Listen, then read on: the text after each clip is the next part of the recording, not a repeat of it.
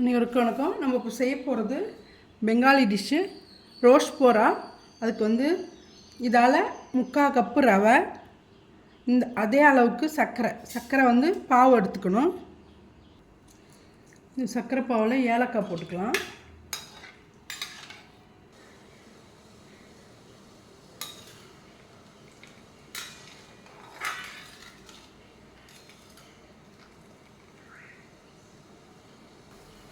பாருங்க, சர்க்கரை பாவு நல்லா ரெடி ஆகிடுச்சு. இது இறக்கிட்டு நம்ம இப்போ ரவாய் கிண்டுறதுக்காக ரெடி பண்ணிக்கலாம். நெய் போட்டுக்கலாம் ரவையை வறுத்துக்கிறதுக்கு. நெய் நல்லா சூடாயிடுச்சு. இது 3/4 கப்பு அளவு ரவை. இதை வறுத்துக்கிட்டு கொஞ்சம் வறுப்பட்டதும் பால் ஊற்றி நல்லா கிண்டிக்கலாம்.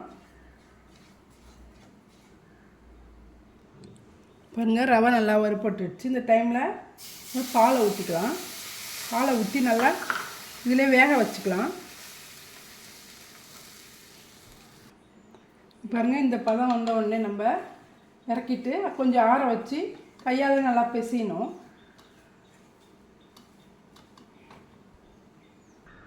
இது வேக வச்ச ரவையை நம்ம கையால் இது மாதிரி நல்லா பிசைஞ்சிக்கோங்க. இது மாதிரி ஒரு போர்ஷன் எடுத்து நல்லா இது மாதிரி ரோல் பண்ணிக்கோங்க. ரோல் பண்ணிவிட்டு ஒரு ப்ரெஸ் பண்ணிக்கோங்க. அவ்வளோதான். எல்லாத்தையுமே இது மாதிரி செஞ்சுக்கணும். இந்த ரவையை நம்ம இது மாதிரி ஷேப்பாக பண்ணி வச்சுட்டு ஆயிலில் ஃப்ரை பண்ணிக்கலாம். நல்லா ப்ரௌன் ஆகிற வரைக்கும் ஃப்ரை பண்ணணும். ஆயிலில்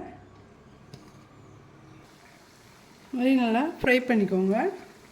நல்லா ப்ரௌனாக வேகட்டும்.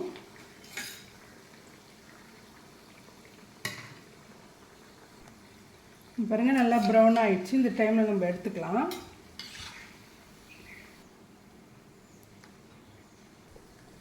நம்ம எடுத்த இந்த ரோஸ்ட் போராவை இந்த சர்க்கரை பாவில் போட்டு கொஞ்சம் நேரம் ஊற வைக்கணும்.